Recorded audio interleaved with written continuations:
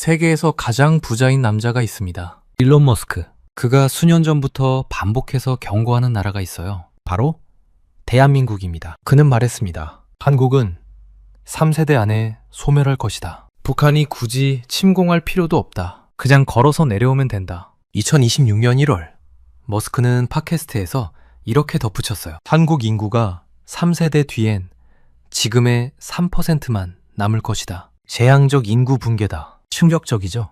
그런데 더 충격적인 건 따로 있습니다. 소멸한다고 경고하는 바로 그 사람이 자신의 가장 중요한 사업 파트너로 한국을 선택하고 있거든요. 테슬라 배터리, 한국이 만듭니다. 3조 원짜리 계약을 맺었어요. 테슬라 반도체, 한국이 찍습니다. 삼성 공장에 테슬라 전용 공간까지 만들고 있어요. 심지어 화성 탐사선까지 한국과 손을 잡으려 합니다. 소멸을 예언하면서 동시에 가장 크게 투자하는 나라. 이 모순 속에 뭔가 비밀이 숨겨져 있는 것 같지 않으신가요? 머스크가 정말로 보고 있는 한국의 미래는 무엇일까요?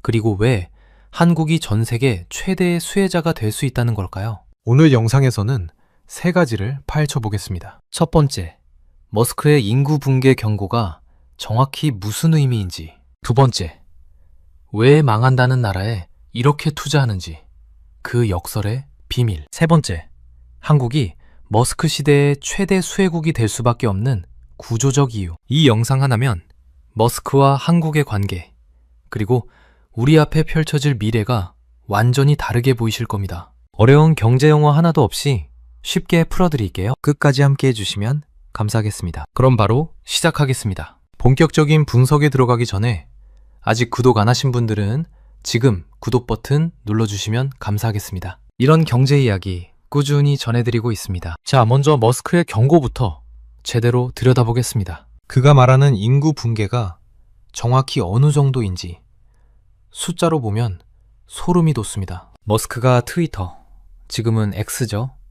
그리고 각종 인터뷰에서 끊임없이 한국을 언급하는 이유가 있어요. 그냥 막연한 걱정이 아니라 내목한 수학적 계산에 근거한 경고거든요. 세계은행 데이터와 한국통계청 자료를 바탕으로 머스크가 제시한 시나리오를 한번 따라가 볼게요. 아주 단순한 산수입니다. 지금 가임기 성인 200명이 있다고 가정해 봅시다. 한국의 합계 출산율은 0.68명이에요. 이게 무슨 뜻이냐면 여성 1명이 평생 동안 낳는 아이 수가 0.68명이라는 겁니다. 1명도 안 된다는 거예요. 이 숫자를 적용하면요, 200명의 부모가 낳는 자녀는 약 68명입니다. 그 68명이 또 자녀를 낳으면요, 23명으로 줄어듭니다. 그 23명이 또 자녀를 낳으면요, 8명만 남습니다. 200명에서 시작해서 3세대 만에 8명, 96%가 증발하는 겁니다. 이걸 쉽게 비유해 볼까요? 학교 한 반에 30명이 있다고 생각해 보세요. 3세대가 지나면 그 반에 1명만 남는 거예요. 나머지 29명은 사라지는 겁니다. 머스크는 이걸 두고 재앙적 인구 붕괴, 영어로 Catastrophic Population Collapse 라고 불렀어요. 그리고 덧붙였죠. 이민 정책만으로는 수십억 명의 인구 감소를 해결할 수 없다고요. 특히 2026년 1월에 공개된 문샷 팟캐스트에서 머스크가 한 말은 더 충격적이었습니다. 한국 인구가 3세대 내에 현재의 3% 수준으로 줄어들 것이며 이때는 북한군이 남침할 필요도 없이 걸어서 내려오면 된다. 안보 위기까지 언급한 거예요. 그런데 여기서 잠깐, 머스크가 그냥 한국 걱정해서 이런 말을 하는 걸까요? 천만에요. 이 경고 뒤에는 그의 비즈니스 모델이 숨어 있습니다. 머스크가 언급한 또 다른 지표가 있어요. 기저귀의 역전이라는 겁니다. 성인용 기저귀 판매량이 아기 기저귀 판매량을 추월하는 시점. 머스크는 한국이 이미 이 지점을 수년 전에 통과했다고 지적했어요. 이게 무슨 뜻일까요? 아기보다 노인이 많아졌다는 겁니다. 일할 사람보다 돌봄이 필요한 사람이 많아졌다는 거예요. 경제학에서는 이걸 노동기반 경제의 종말이라고 부릅니다. 그런데 여기서 역설이 시작됩니다. 머스크의 비관론은 동시에 그의 비즈니스 모델인 자동화와 로보픽스의 당위성을 강화하는 논거로 작동하거든요. 쉽게 설명해 드릴게요. 러닝머신을 생각해 보세요.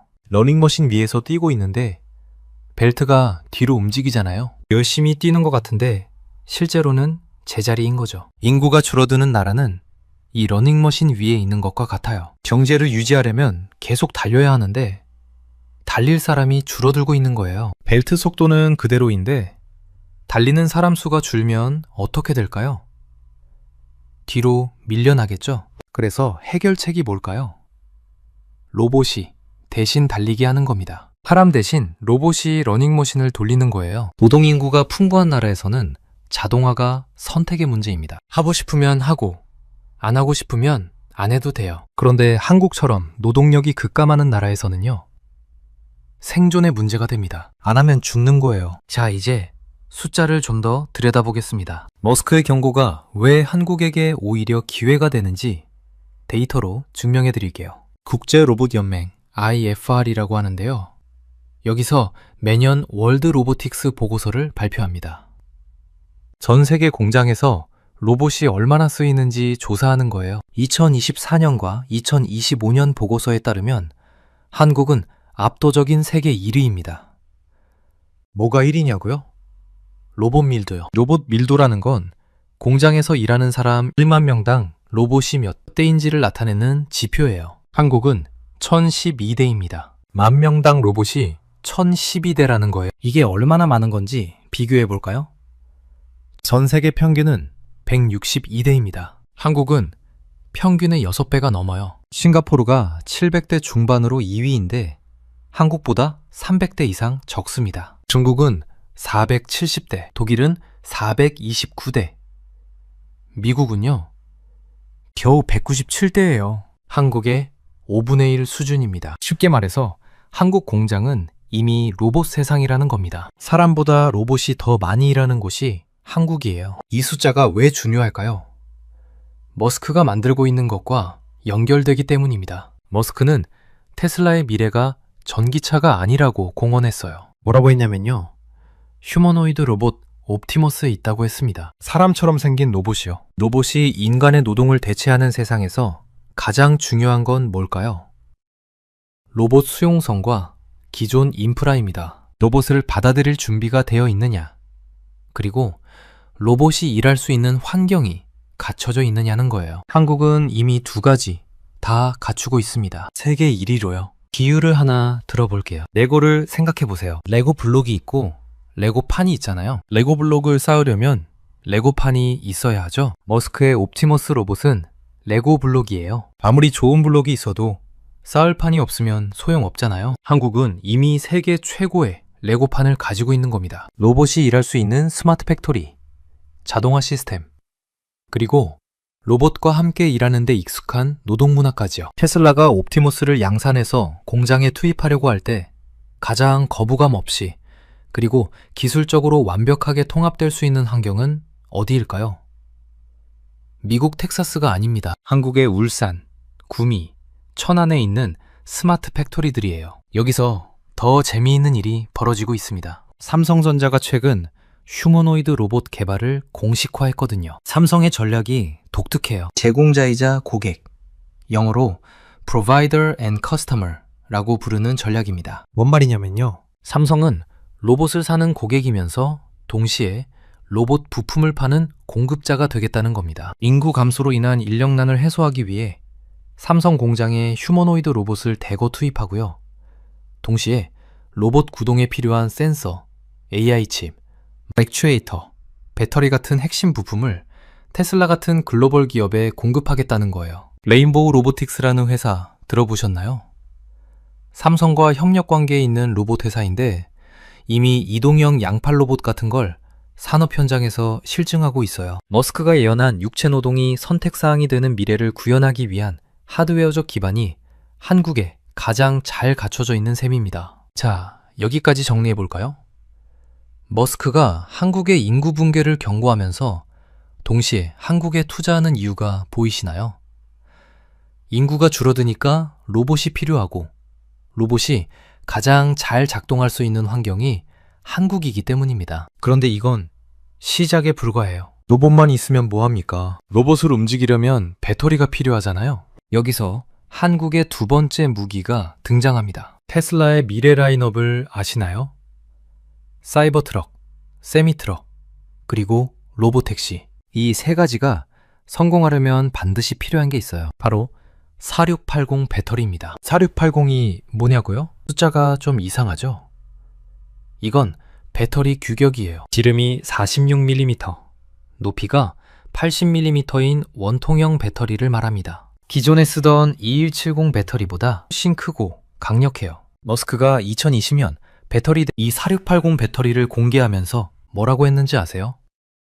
기존 배터리 대비 에너지 밀도 5배, 출력 6배, 주행거리 16% 향상이라고 약속했어요. 그런데 문제가 생겼습니다. 테슬라가 직접 만들려고 했는데 잘 안 되는 거예요. 4680 배터리를 만들려면 건식 전극 코팅이라는 기술이 필요해요. 영어로 DBE라고 하는데 이게 엄청 어려운 기술이거든요. 테슬라 자체 생산 라인은 수율 확보에 계속 어려움을 겪었습니다. 쉽게 말해서 100개 만들면 제대로 된 게 몇 개 안 나온다는 거예요. 머스크도 인정했어요. 건식 전극 공정을 추진한 건 실수였다고요. 그래서 어떻게 됐을까요?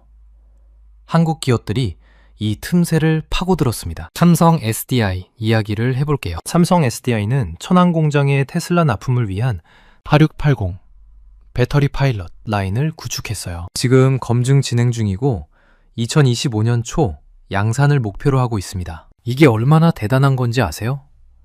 테슬라의 자체 양산 일정 안정화보다 빠르거나 대등한 속도예요. 테슬라가 못하는 걸 삼성이 해내고 있는 겁니다. LG 에너지 솔루션도 마찬가지예요. 오창 공장에 4680 라인을 구축하고 테슬라의 요구사항에 맞춘 양산 준비를 마쳤습니다. 중국의 CATL이 주력하는 건 각형 배터리와 LFP 배터리예요. 그런데 테슬라가 원하는 건 고성능 원통형 배터리거든요. 이 분야에서는 한국 기업들이 독보적인 기술적 우위를 점하고 있습니다. 그리고 최근 엄청난 뉴스가 터졌어요. 테슬라가 삼성 SDI와 약 21억 달러, 한국 돈으로 약 3조 원 규모의 배터리 공급 계약을 체결한 겁니다. 21억 달러요? 이게 전기차용 배터리가 아니에요. ESS용 배터리입니다. ESS가 뭐냐고요?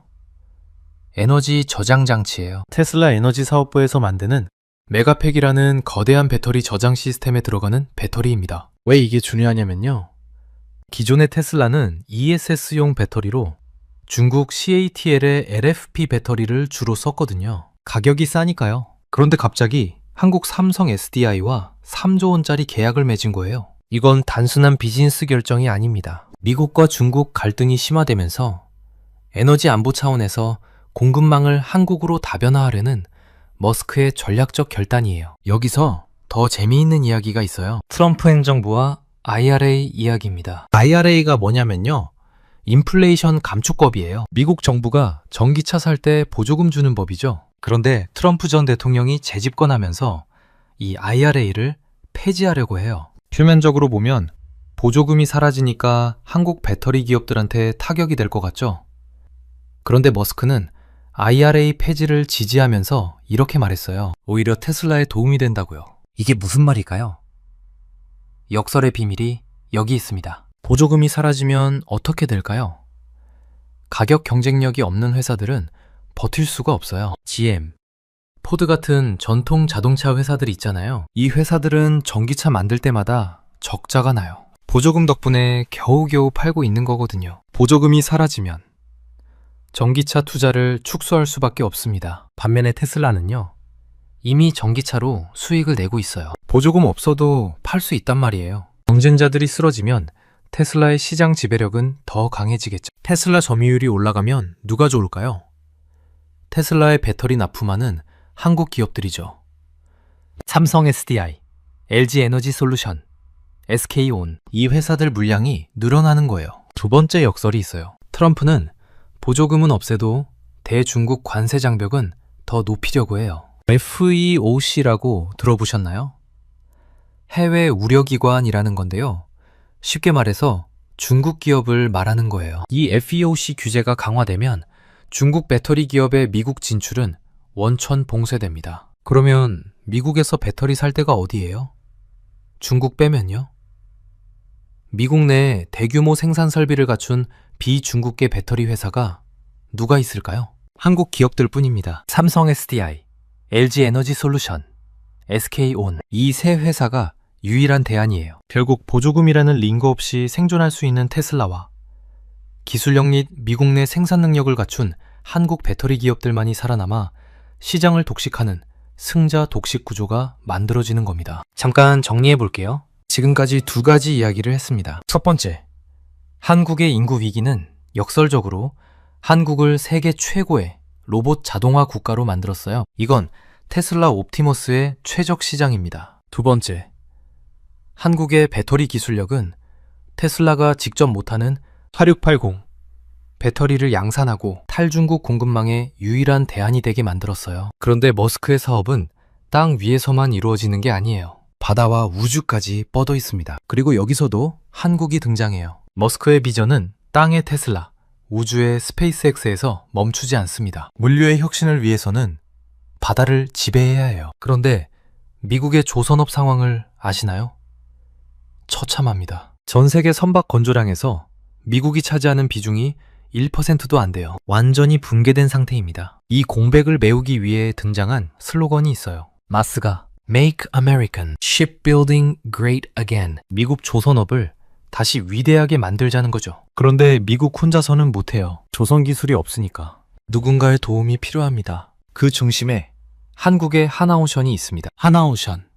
예전 이름은 대우조선해양이에요. 이 회사가 엄청난 일을 했습니다. 약 1억 달러를 투자해서 미국 필라델피아에 있는 필리 조선소를 인수한 거예요. 이게 왜 대단하냐고요? 미국에는 존스법이라는 게 있어요. 미국 내에서 선박을 건조하고 운용하려면 미국에서 만들어야 한다는 주제예요. 그동안 한국 조선사들은 아무리 기술이 좋아도 미국 시장에 진입할 수가 없었어요. 그런데 필리 조선소를 인수하면서 뭐가 됐냐면요.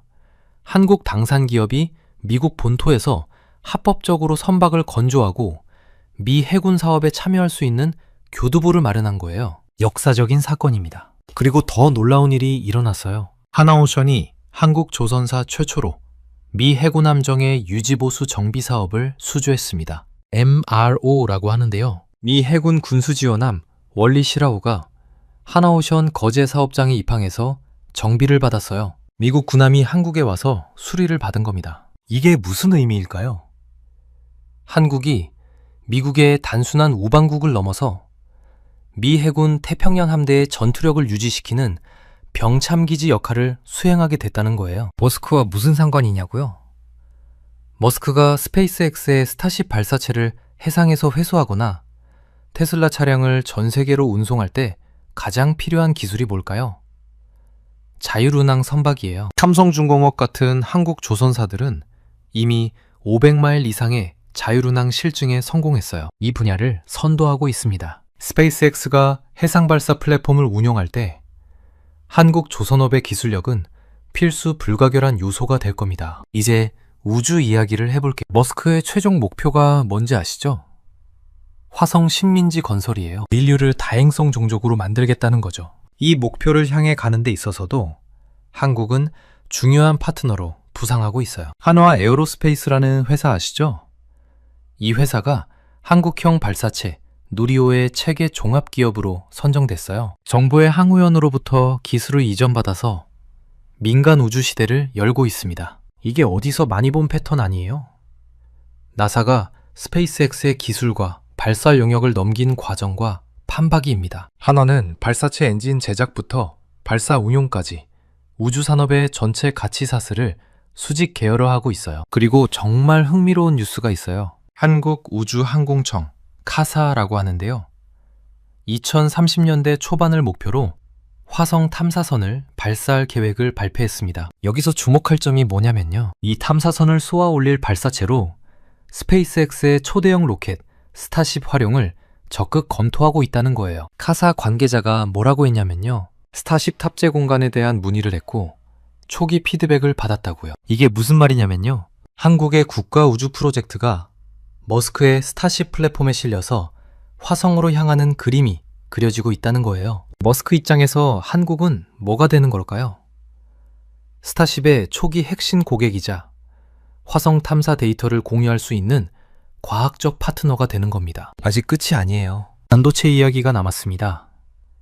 테슬라의 자율주행, FSD라고 하죠.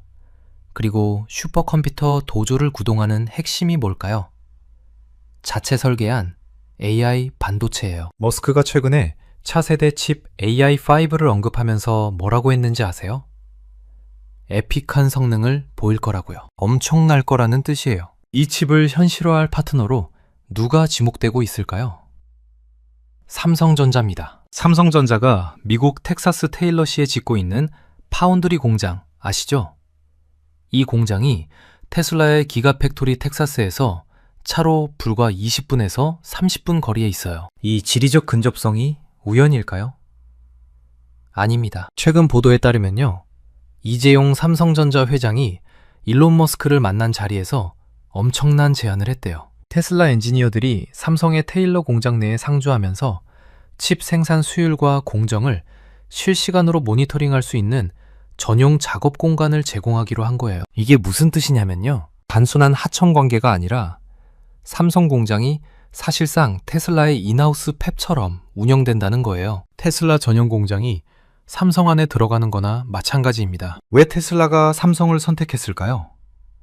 엔비디아 의존도를 낮추고 싶기 때문이에요. 지금 AI 칩 시장은 엔비디아가 독점하고 있잖아요. 머스크는 이 의존도를 낮추고 자체 칩 비중을 높이려 해요. 그런데 문제가 있어요. 반도체를 만들 수 있는 파운드리 회사가 많지 않거든요. TSMC가 가장 유명한데 여기는 애플과 엔비디아 물량으로 이미 포화 상태예요. 테슬라가 원하는 막대한 물량의 4나노, 3나노 공정칩을 공급할 수 있는 유일한 대안이 어딜까요? 삼성 파운드리 뿐입니다. 그리고 테슬라는 최근 한국에서 FSD, 완전 자율주행 테스트를 승인받았어요. 본격적인 데이터 수집에 나선 거죠. 한국은 5G 통신망, 정밀 지도, 그리고 복잡한 도심 환경이 공존하는 곳이에요. 자율주행 AI를 훈련시키기에 최적의 고난도 테스트베드입니다. 한국에서 FSD가 성공하면 테슬라가 아시아 전체로 진출하는데 결정적인 마일스톤이 될 거예요. 자, 여기서 잠깐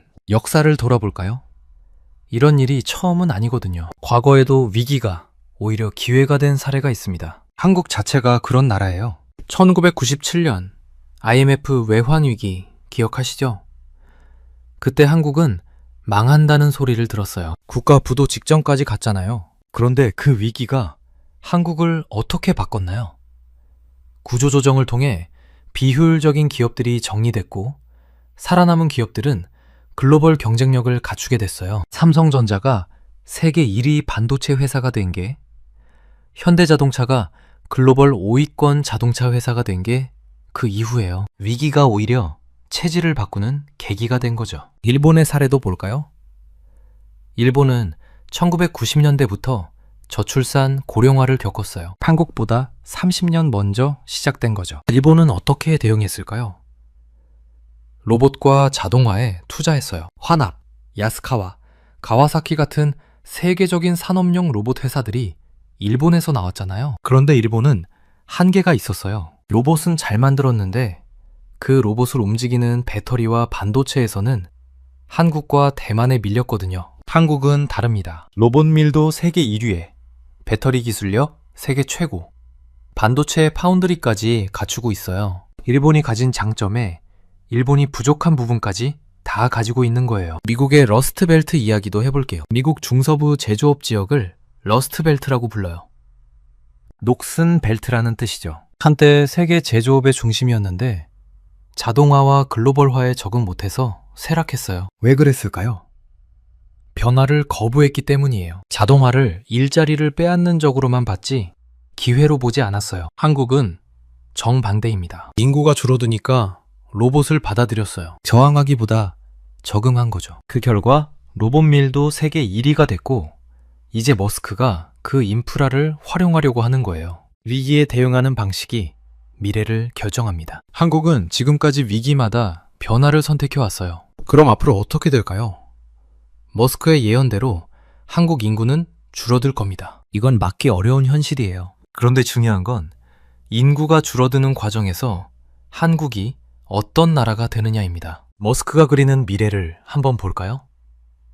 그는 노동이 선택이 되는 미래를 이야기해요. 로봇과 AI가 필요한 일을 다 하고 인간은 하고 싶은 일만 하는 세상이요. 이런 세상이 처음 실현되는 곳이 어디일까요?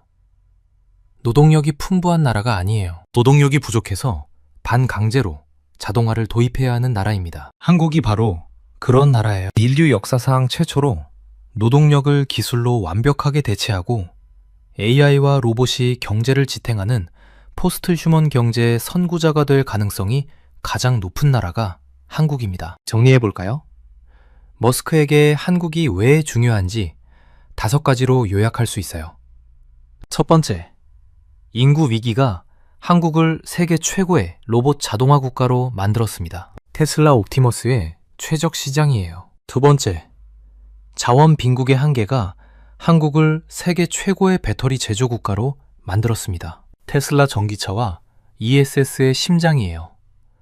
세 번째, 반도체 기술력으로 테슬라 AI 칩의 생산 파트너가 되고 있습니다. 삼성 파운드리가 테슬라 전용 공장처럼 운영되고 있어요. 네 번째, 안보 위기와 좁은 국토가 한국을 방산 및 조선 강국으로 만들었습니다. 미 해군의 핵심 파트너이자 스페이스X의 잠재적 협력자예요. 다섯 번째, 우주 산업에서도 스타쉽의 초기 고객이자 화성 탐사 파트너로 부상하고 있습니다. 머스크에게 한국은 단순한 판매처가 아닙니다. 그의 미래 기술이 실제로 국가 단위에서 작동할 수 있는지 검증할 수 있는 거대한 실험실이자 그 기술을 물리적으로 구현해줄 제조기지예요. 영어로 테스트베드와 에스날이라고 표현할 수 있어요. 실험장과 병기고. 한국은 머스크에게 둘 다입니다. 트럼프 행정부의 출범과 미중 갈등 심화는 이 동맹을 더욱 굳건하게 만들 거예요.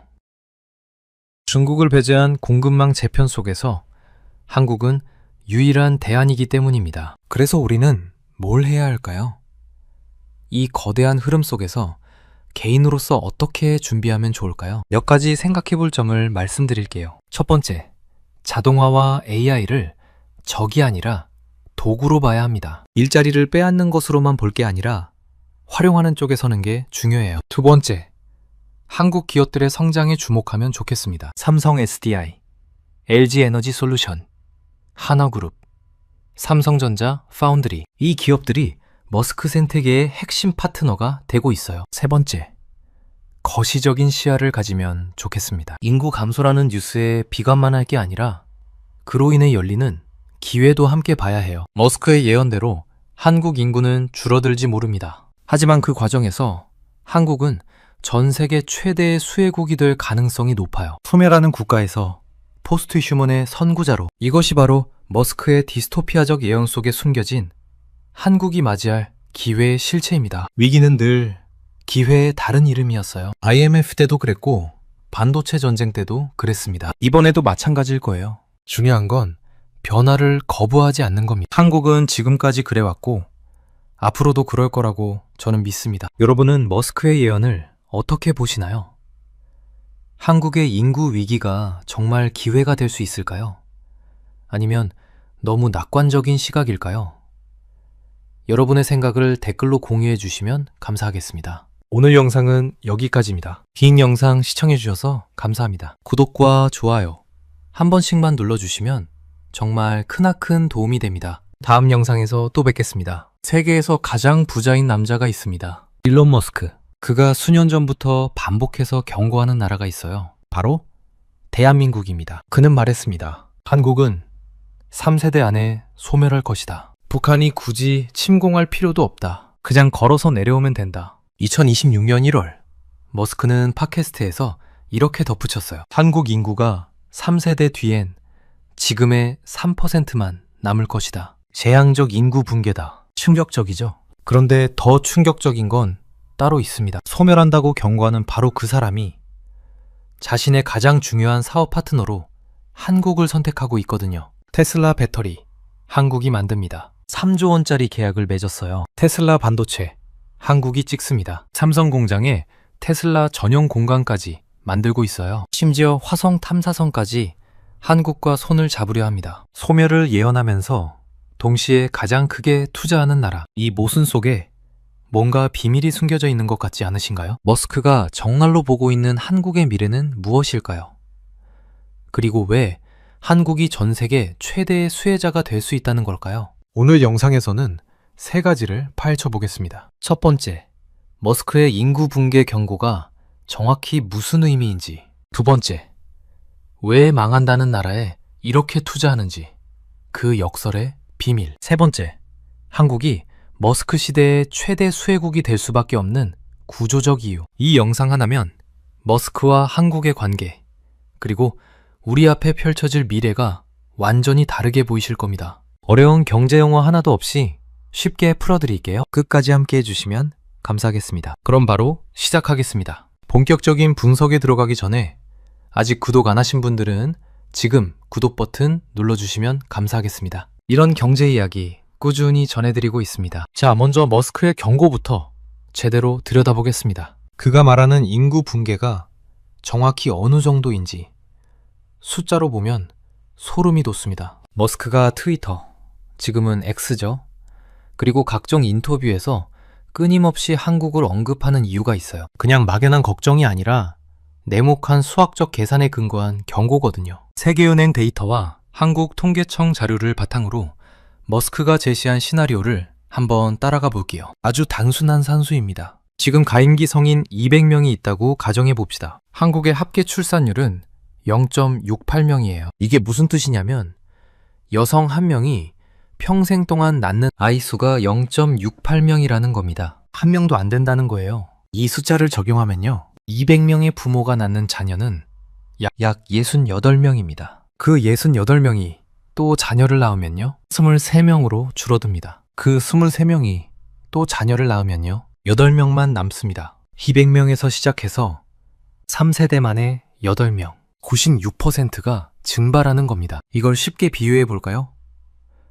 학교 한 반에 30명이 있다고 생각해 보세요. 3세대가 지나면 그 반에 한 명만 남는 거예요. 나머지 29명은 사라지는 겁니다. 머스크는 이걸 두고 재앙적 인구 붕괴, 영어로 Catastrophic Population Collapse 라고 불렀어요. 그리고 덧붙였죠. 이민 정책만으로는 수십억 명의 인구 감소를 해결할 수 없다고요. 특히 2026년 1월에 공개된 문샷 팟캐스트에서 머스크가 한 말은 더 충격적이었습니다. 한국 인구가 3세대 내에 현재 3% 수준으로 줄어들 것이며 이때는 북한군이 남침할 필요도 없이 걸어서 내려오면 된다. 안보 위기까지 언급한 거예요. 그런데 여기서 잠깐, 머스크가 그냥 한국 걱정해서 이런 말을 하는 걸까요?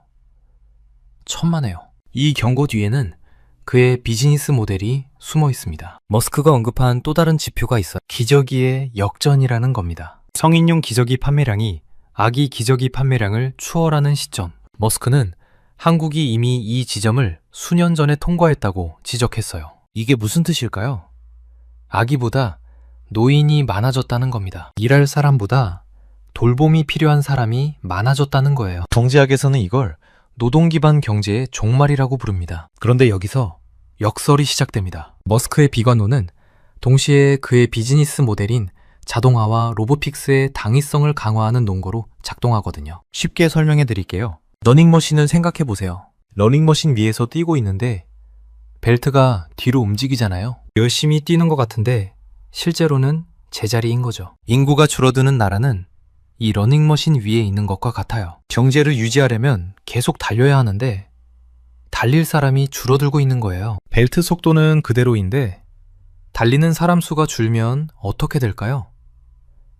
뒤로 밀려나겠죠? 그래서 해결책이 뭘까요? 로봇이 대신 달리게 하는 겁니다. 사람 대신 로봇이 러닝머신을 돌리는 거예요. 노동인구가 풍부한 나라에서는 자동화가 선택의 문제입니다. 하고 싶으면 하고 안 하고 싶으면 안 해도 돼요. 그런데 한국처럼 노동력이 급감하는 나라에서는요, 생존의 문제가 됩니다. 안 하면 죽는 거예요. 자, 이제 숫자를 좀 더 들여다보겠습니다. 머스크의 경고가 왜 한국에게 오히려 기회가 되는지 데이터로 증명해 드릴게요. 국제로봇연맹 IFR이라고 하는데요. 여기서 매년 월드 로보틱스 보고서를 발표합니다.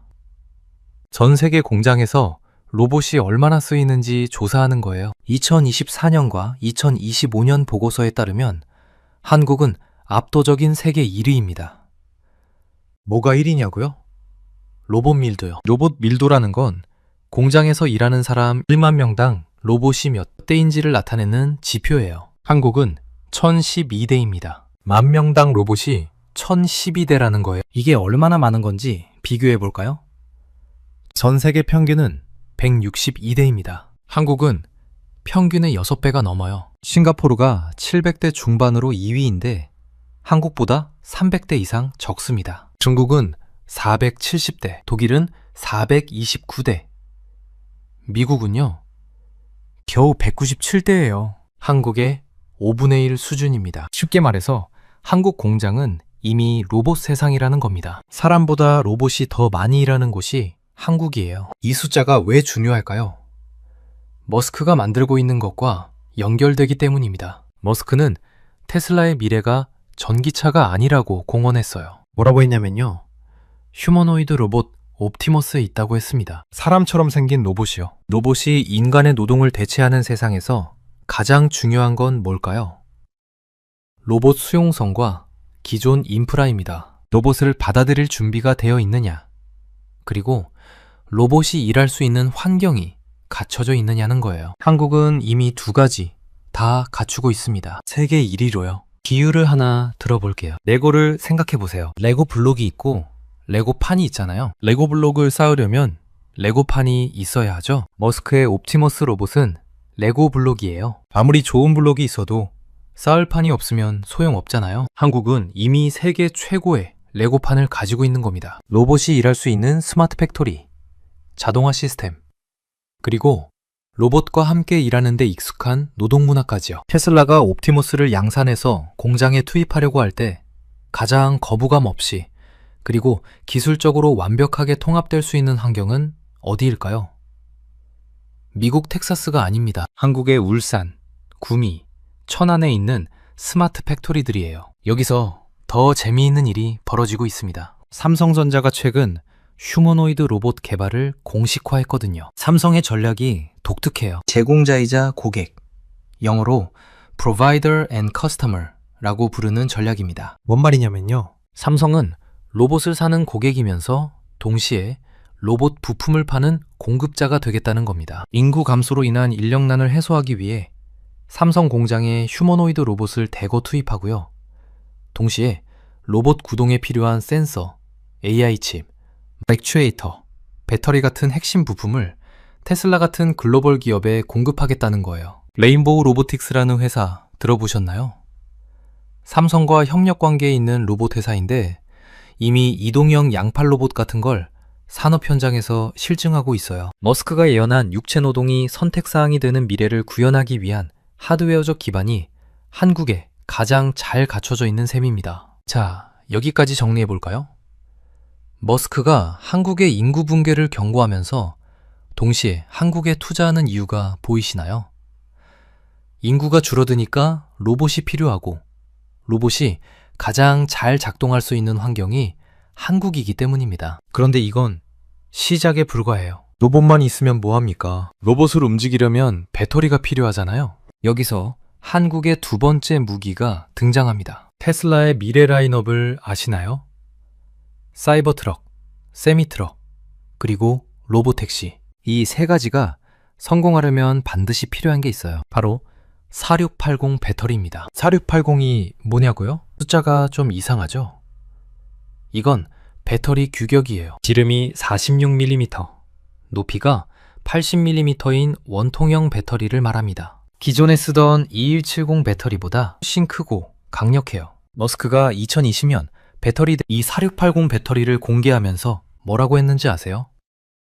기존 배터리 대비 에너지 밀도 5배, 출력 6배, 주행거리 16% 향상이라고 약속했어요. 그런데 문제가 생겼습니다. 테슬라가 직접 만들려고 했는데 잘 안 되는 거예요. 4680 배터리를 만들려면 건식 전극 코팅이라는 기술이 필요해요. 영어로 DBE라고 하는데 이게 엄청 어려운 기술이거든요. 테슬라 자체 생산 라인은 수율 확보에 계속 어려움을 겪었습니다. 쉽게 말해서 100개 만들면 제대로 된 게 몇 개 안 나온다는 거예요. 머스크도 인정했어요. 건식 전극 공정을 추진한 건 실수였다고요. 그래서 어떻게 됐을까요?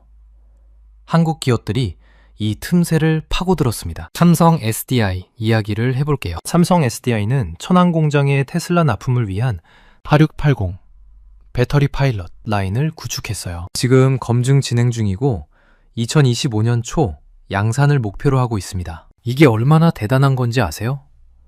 테슬라의 자체 양산 일정 안정화보다 빠르거나 대등한 속도예요. 테슬라가 못하는 걸 삼성이 해내고 있는 겁니다. LG 에너지 솔루션도 마찬가지예요. 오창 공장에 4680 라인을 구축하고 테슬라의 요구사항에 맞춘 양산 준비를 마쳤습니다. 중국의 CATL이 주력하는 건 각형 배터리와 LFP 배터리예요. 그런데 테슬라가 원하는 건 고성능 원통형 배터리거든요. 이 분야에서는 한국 기업들이 독보적인 기술적 우위를 점하고 있습니다. 그리고 최근 엄청난 뉴스가 터졌어요. 테슬라가 삼성 SDI와 약 21억 달러, 한국 돈으로 약 3조 원 규모의 배터리 공급 계약을 체결한 겁니다. 21억 달러요? 이게 전기차용 배터리가 아니에요. ESS용 배터리입니다. ESS가 뭐냐고요?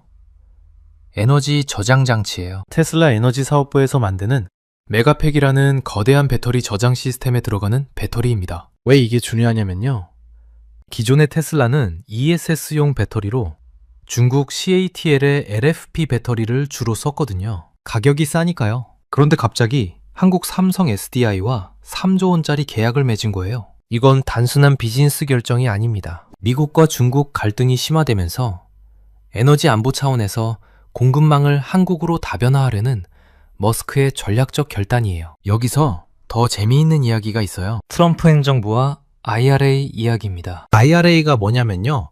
인플레이션 감축법이에요. 미국 정부가 전기차 살 때 보조금 주는 법이죠. 그런데 트럼프 전 대통령이 재집권하면서 이 IRA를 폐지하려고 해요. 표면적으로 보면 보조금이 사라지니까 한국 배터리 기업들한테 타격이 될 것 같죠?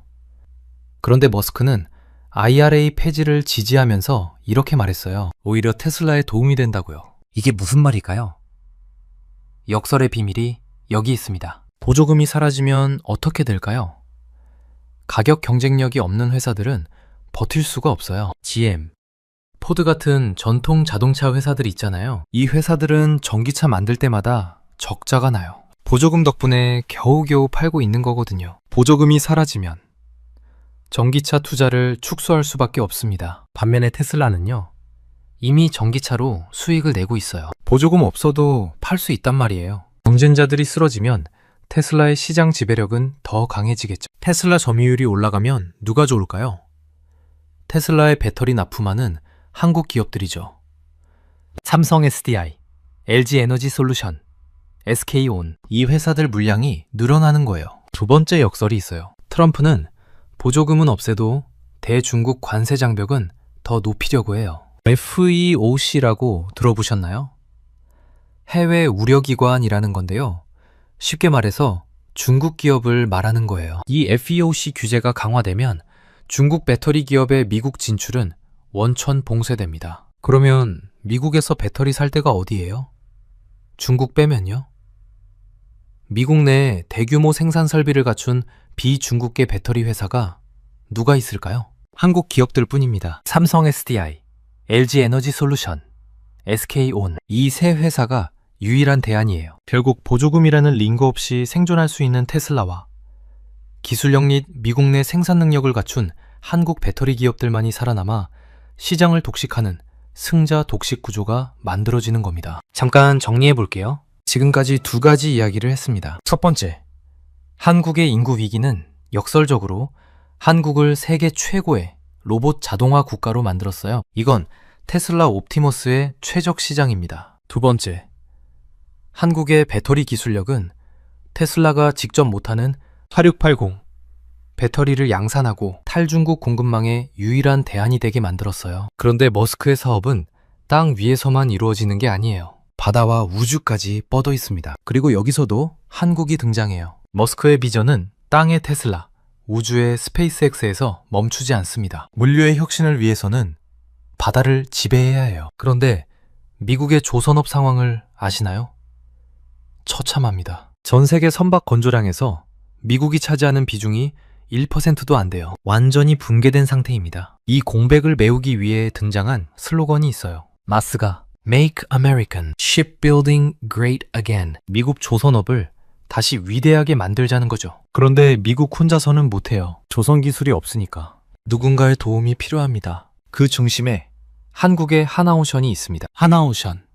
예전 이름은 대우조선해양이에요. 이 회사가 엄청난 일을 했습니다. 약 1억 달러를 투자해서 미국 필라델피아에 있는 필리 조선소를 인수한 거예요. 이게 왜 대단하냐고요? 미국에는 존스법이라는 게 있어요. 미국 내에서 선박을 건조하고 운용하려면 미국에서 만들어야 한다는 주제예요. 그동안 한국 조선사들은 아무리 기술이 좋아도 미국 시장에 진입할 수가 없었어요. 그런데 필리 조선소를 인수하면서 뭐가 됐냐면요.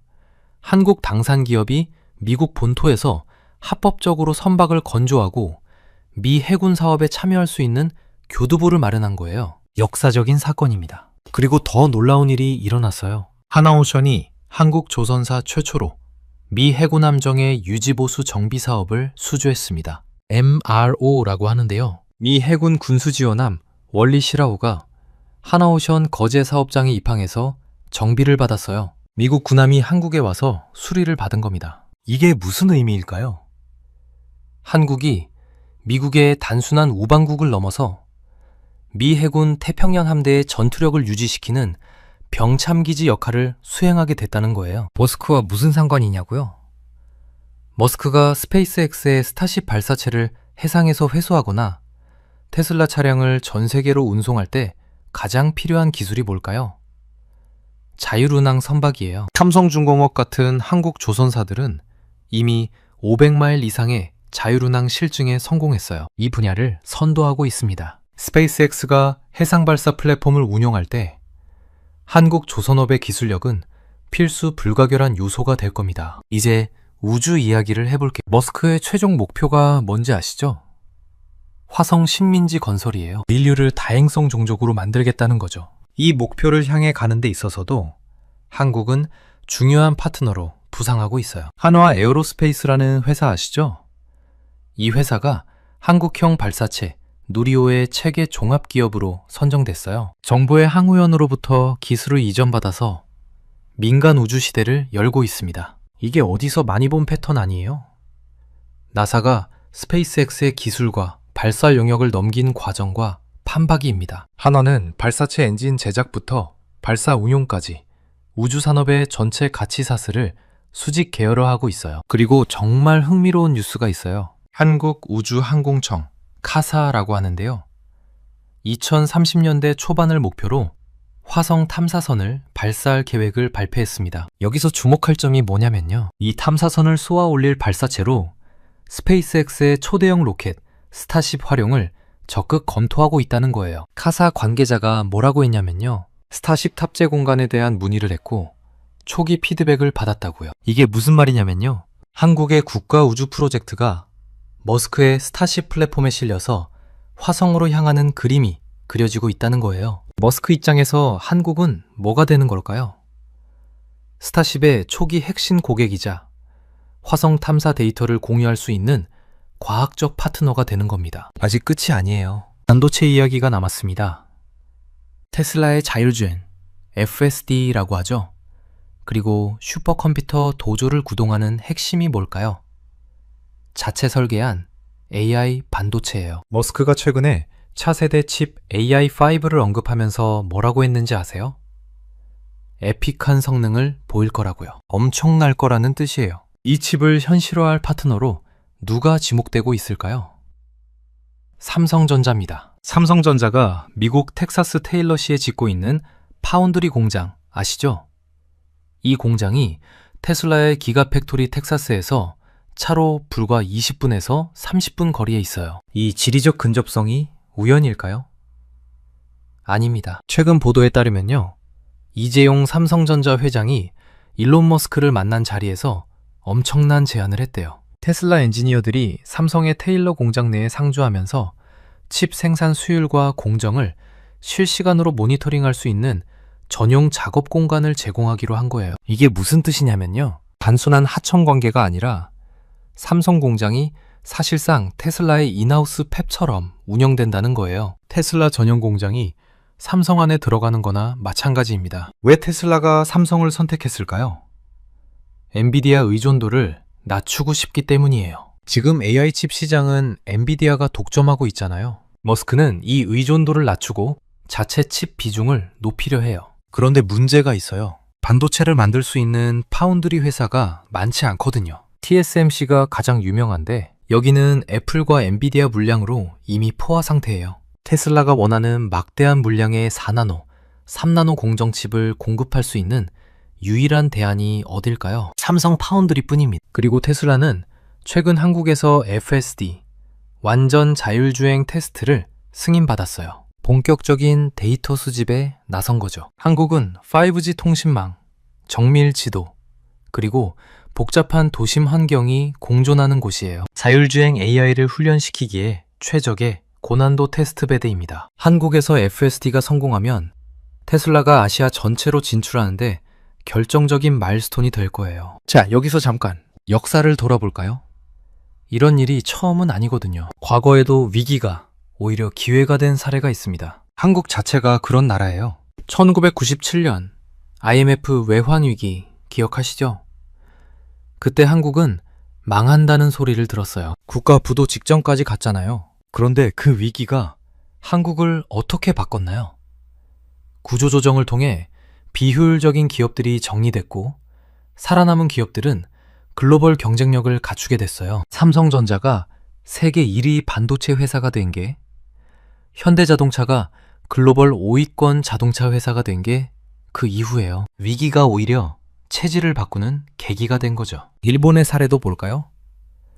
일본은 1990년대부터 저출산 고령화를 겪었어요. 한국보다 30년 먼저 시작된 거죠. 일본은 어떻게 대응했을까요?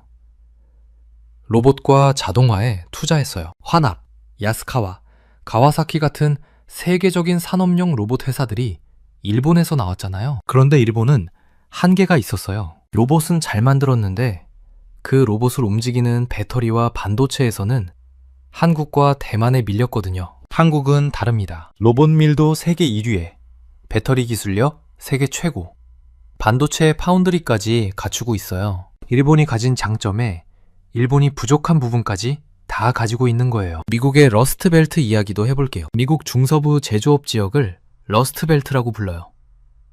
녹슨 벨트라는 뜻이죠. 한때 세계 제조업의 중심이었는데 자동화와 글로벌화에 적응 못해서 쇠락했어요. 왜 그랬을까요? 변화를 거부했기 때문이에요. 자동화를 일자리를 빼앗는 적으로만 봤지 기회로 보지 않았어요. 한국은 정반대입니다. 인구가 줄어드니까 로봇을 받아들였어요. 저항하기보다 적응한 거죠. 그 결과 로봇 밀도 세계 1위가 됐고 이제 머스크가 그 인프라를 활용하려고 하는 거예요. 위기에 대응하는 방식이 미래를 결정합니다. 한국은 지금까지 위기마다 변화를 선택해왔어요. 그럼 앞으로 어떻게 될까요? 머스크의 예언대로 한국 인구는 줄어들 겁니다. 이건 막기 어려운 현실이에요. 그런데 중요한 건 인구가 줄어드는 과정에서 한국이 어떤 나라가 되느냐입니다. 머스크가 그리는 미래를 한번 볼까요? 그는 노동이 선택이 되는 미래를 이야기해요. 로봇과 AI가 필요한 일을 다 하고 인간은 하고 싶은 일만 하는 세상이요. 이런 세상이 처음 실현되는 곳이 어디일까요? 노동력이 풍부한 나라가 아니에요. 노동력이 부족해서 반강제로 자동화를 도입해야 하는 나라입니다. 한국이 바로 그런 나라예요. 인류 역사상 최초로 노동력을 기술로 완벽하게 대체하고 AI와 로봇이 경제를 지탱하는 포스트 휴먼 경제의 선구자가 될 가능성이 가장 높은 나라가 한국입니다. 정리해볼까요? 머스크에게 한국이 왜 중요한지 5가지로 요약할 수 있어요. 첫 번째, 인구 위기가 한국을 세계 최고의 로봇 자동화 국가로 만들었습니다. 테슬라 옵티머스의 최적 시장이에요. 두 번째, 자원 빈국의 한계가 한국을 세계 최고의 배터리 제조 국가로 만들었습니다. 테슬라 전기차와 ESS의 심장이에요. 세 번째, 반도체 기술력으로 테슬라 AI 칩의 생산 파트너가 되고 있습니다. 삼성 파운드리가 테슬라 전용 공장처럼 운영되고 있어요. 네 번째, 안보 위기와 좁은 국토가 한국을 방산 및 조선 강국으로 만들었습니다. 미 해군의 핵심 파트너이자 스페이스X의 잠재적 협력자예요. 다섯 번째, 우주 산업에서도 스타쉽의 초기 고객이자 화성 탐사 파트너로 부상하고 있습니다. 머스크에게 한국은 단순한 판매처가 아닙니다. 그의 미래 기술이 실제로 국가 단위에서 작동할 수 있는지 검증할 수 있는 거대한 실험실이자 그 기술을 물리적으로 구현해줄 제조기지예요. 영어로 테스트베드와 에스날이라고 표현할 수 있어요. 실험장과 병기고. 한국은 머스크에게 둘 다입니다. 트럼프 행정부의 출범과 미중 갈등 심화는 이 동맹을 더욱 굳건하게 만들 거예요. 중국을 배제한 공급망 재편 속에서 한국은 유일한 대안이기 때문입니다. 그래서 우리는 뭘 해야 할까요? 이 거대한 흐름 속에서 개인으로서 어떻게 준비하면 좋을까요? 몇 가지 생각해 볼 점을 말씀드릴게요. 첫 번째, 자동화와 AI를 적이 아니라 도구로 봐야 합니다. 일자리를 빼앗는 것으로만 볼 게 아니라 활용하는 쪽에 서는 게 중요해요. 두 번째, 한국 기업들의 성장에 주목하면 좋겠습니다. 삼성 SDI, LG 에너지 솔루션, 한화그룹, 삼성전자, 파운드리. 이 기업들이 머스크 생태계의 핵심 파트너가 되고 있어요. 세 번째, 거시적인 시야를 가지면 좋겠습니다. 인구 감소라는 뉴스에 비관만 할 게 아니라 그로 인해 열리는 기회도 함께 봐야 해요. 머스크의 예언대로 한국 인구는 줄어들지 모릅니다. 하지만 그 과정에서 한국은 전 세계 최대의 수혜국이 될 가능성이 높아요. 소멸하는 국가에서 포스트 휴먼의 선구자로. 이것이 바로 머스크의 디스토피아적 예언 속에 숨겨진 한국이 맞이할 기회의 실체입니다. 위기는 늘 기회의 다른 이름이었어요. IMF 때도 그랬고 반도체 전쟁 때도 그랬습니다. 이번에도 마찬가지일 거예요. 중요한 건 변화를 거부하지 않는 겁니다. 한국은 지금까지 그래왔고 앞으로도 그럴 거라고 저는 믿습니다. 여러분은 머스크의 예언을 어떻게 보시나요? 한국의 인구 위기가 정말 기회가 될 수 있을까요? 아니면 너무 낙관적인 시각일까요? 여러분의 생각을 댓글로 공유해 주시면 감사하겠습니다. 오늘 영상은 여기까지입니다. 긴 영상 시청해 주셔서 감사합니다. 구독과 좋아요 한 번씩만 눌러주시면 정말 크나큰 도움이 됩니다. 다음 영상에서 또 뵙겠습니다.